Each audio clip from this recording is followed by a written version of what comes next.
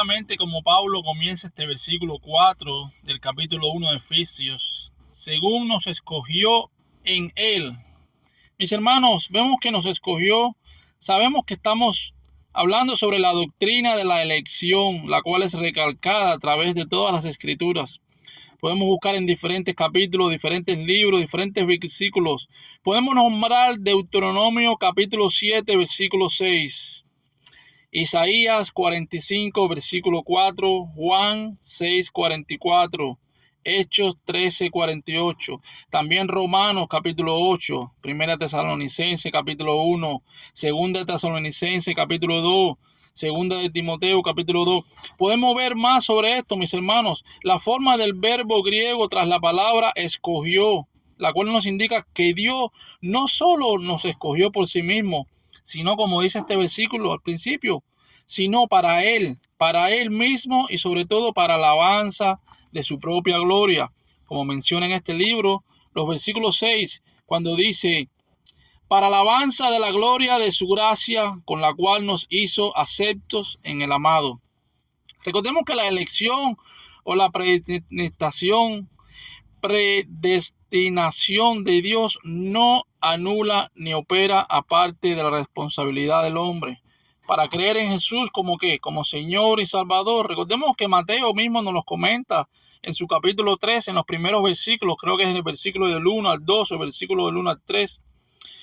Y vemos que acá también lo dice, mis hermanos, antes de la fundación del mundo. Recordemos que a través de la voluntad soberana de nuestro Dios, de nuestro Salvador, antes de la creación del mundo y por lo tanto independientemente de toda influencia humana, es decir, nada podemos hacer nosotros, no hay obra, no hay nada, aparte de todo mérito humano, no tenemos que hacer las obras para poder adquirir la salvación por el Señor.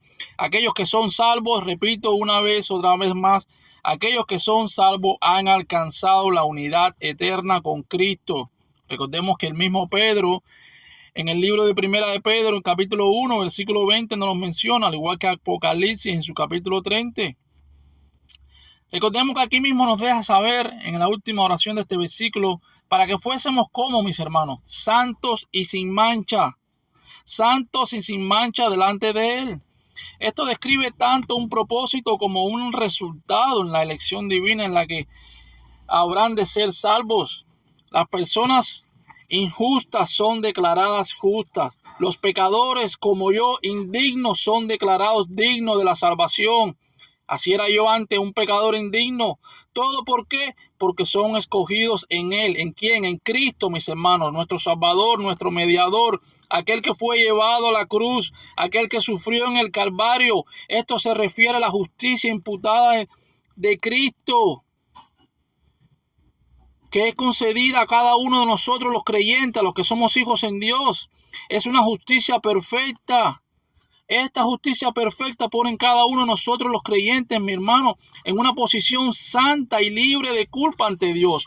Cuando tengamos nuestro juicio final, sabemos los que no son hijos de Dios, los que no han reconocido a Jesús como el Salvador, los que no se han arrepentido, sabemos que irán al infierno. Lamentablemente es así, pero aquel que reconoce a Jesús como su Salvador, aquel que se arrepiente ante Dios, mis hermanos, de sus pecados, por la misericordia solamente del Señor, no por obra ni por nada, iremos al paraíso eterno con nuestro Dios. Recordemos que aunque la vida diaria haga inevitable que no vivan todo el tiempo conforme a su parámetro de santidad perfecta, gracias al Señor y a su salvación.